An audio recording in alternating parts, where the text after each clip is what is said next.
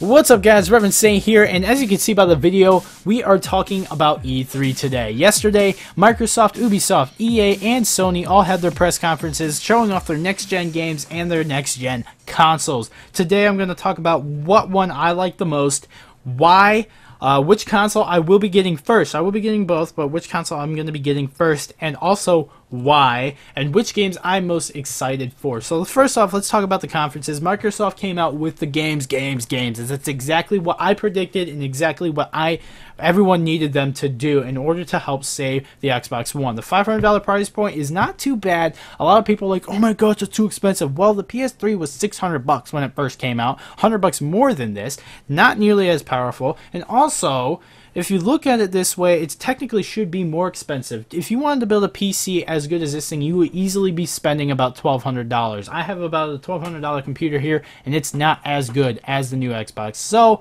there you guys have it. Another thing is, I bought an Xbox Core Edition when the 360 first came out for $300. No hard drive. Had to buy a $100 20 gig hard drive. Now, you're spending $500, $100 more, and you're getting a 500 gig hard drive with it, along with that Kinect. Even if you don't want that Kinect, the Kinect is still kind of cool, and it comes with it for no extra cost technically. So $500, it should technically be more than that, and it's really not all that bad. But between the two consoles, which console is the better console? I will have to say the PS4. Not because of the games or anything like that, because it's a little tiny bit more powerful, but because there are literally no restrictions at all. Now, even though the restrictions on the Xbox One really don't apply to me and probably a good 70% of hardcore gamers, it does not apply to, but it's really nice to not have those restrictions there, and $100 cheaper is absolutely amazing. So I was actually really surprised when the PS4 came out and ended up being cheaper than the Xbox One. But I loved the games for the Xbox. Just the games, the exclusives coming out for it. Obviously, I'm a huge Halo fan. I grew up with Halo. I started with Halo. I'm a huge Gears fan, so they didn't announce Gears, but there is definitely going to be a future Gears game. I apologize if you heard that. My antivirus is popping up.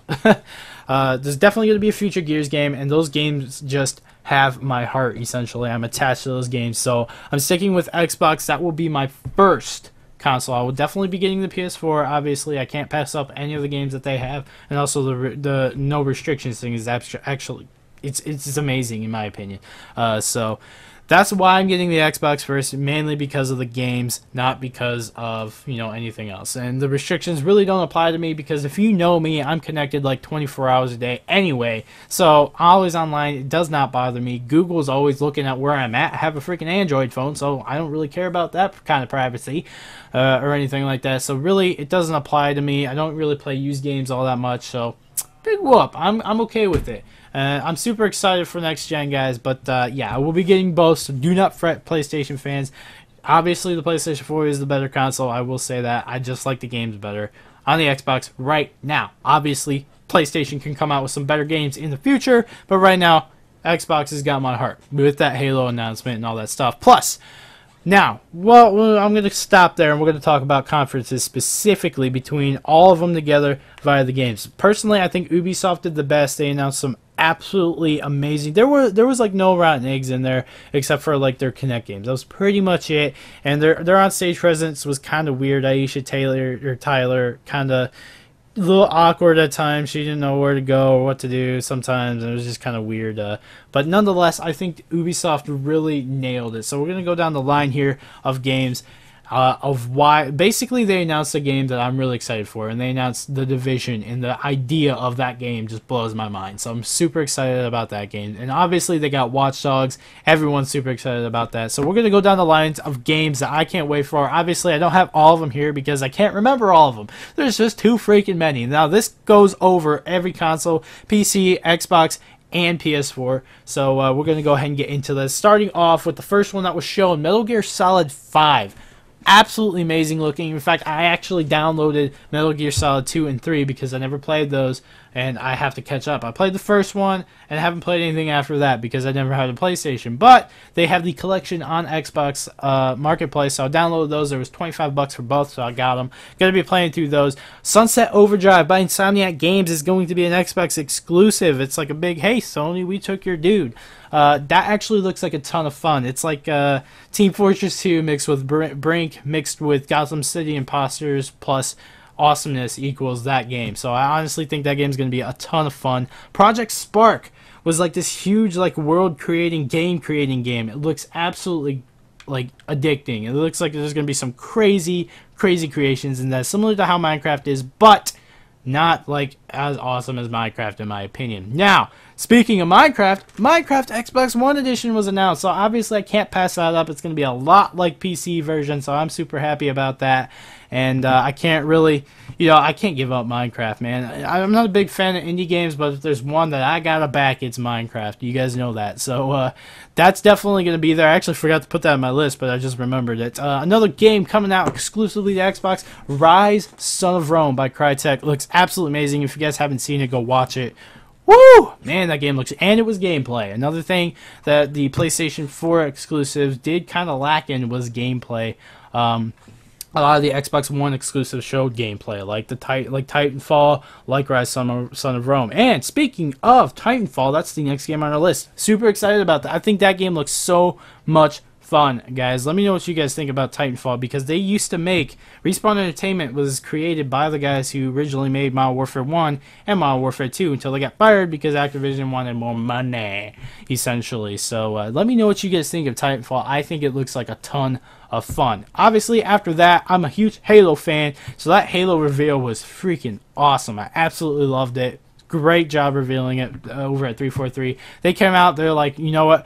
The Halo 4 was a huge learning experience for us. We know what not to do this time, and we know what the fans want. So that was something that they came out, I think, a week ago and said. So I'm really excited about this next Halo, and I think it's gonna be awesome, guys. Full next gen, it's gonna look amazing. Can't wait. Dead Rising 3. Did you see the number of zombies on screen? Holy cow! Lots of fun hours to be had in that game, guys. That's all I have to say about that. Quantum Break, truly a cinematic, just amazingly cinematic game. If you go watch that, it was like a minute-long trailer or teaser, and it was in-game rendered real-time using the engine and on the developer specs of the of the Xbox One. So it's gonna look like that on the actual console, and woo! Man, that game looks good, guys. You definitely go check that out. The Crew. Now, originally, I was really looking at Drive Club for the PS4, and then Microsoft's like, we got The Crew. Now, the name is pretty darn lame, but the concept of the game is so cool, guys. It's like completely free open world roaming, off-road, on-road driving, wherever the heck you want to go. And you have missions like kind of like Fast and Furious style missions where you're kind of like just going out and you're basically busting out like a big armored truck and stuff. You're basically trying to stop a drug ring, doing Fast and Furious type stuff. So it's absolutely amazing looking. Drop in, drop out, like practically an MMO almost, it seems. So it looks absolutely amazing. The only other racing game on this list, because I'm not a huge fan of racing games, but these ones look great. Need for Speed Rivals. I love Need for Speed, and this one looks great. They're actually making a movie, which is pretty sweet. It's got the dude from Breaking Bad, the younger kid. I can't remember his name right now. So that's another one I'm looking forward to. Assassin's Creed 4, obviously. Watch Dogs, obviously. The Division, which just the concept is an MMO. It's literally it's an MMO tactical shooter RPG. It's crazy, you guys. It's post-apocalyptic. You're going through worlds and stuff like that, and just it's like Ghost Recon style tactical shooterness, but you got levels, you got healing skills, and just all this stuff in it, guys. It looks so much fun. So the Division's definitely got my attention right now. Battlefield 4, obviously, you guys saw that skyscraper fall down. Woo! Yeah, now, for the big one from EA, everyone saw this coming as soon as Disney called them up. It was either going to be BioWare or DICE, and when we found out it was DICE, Battlefront, guys. Battlefront's coming back on Frostbite 3, and I cannot wait, because, woo! Battlefront's a great game. So I'm super excited about Battlefront, guys. Dragon Age 3 from EA. Huge Dragon Age fan, and they came out, and they're all like, you know what? We're fixing everything that was wrong with Dragon Age 2. Originally, when they released the concept art, that's what they said. I was like, yes! We're going in! So Dragon Age 3, I'm super excited about. It didn't look quite as good as I had hoped, running on Frostbite 3, but they still have time. So we'll have to wait and see. But nonetheless, I'm getting the game. I'm super excited for it no matter what. Even if it looks like last gen, I don't care. I'm getting that game because it's going to be awesome.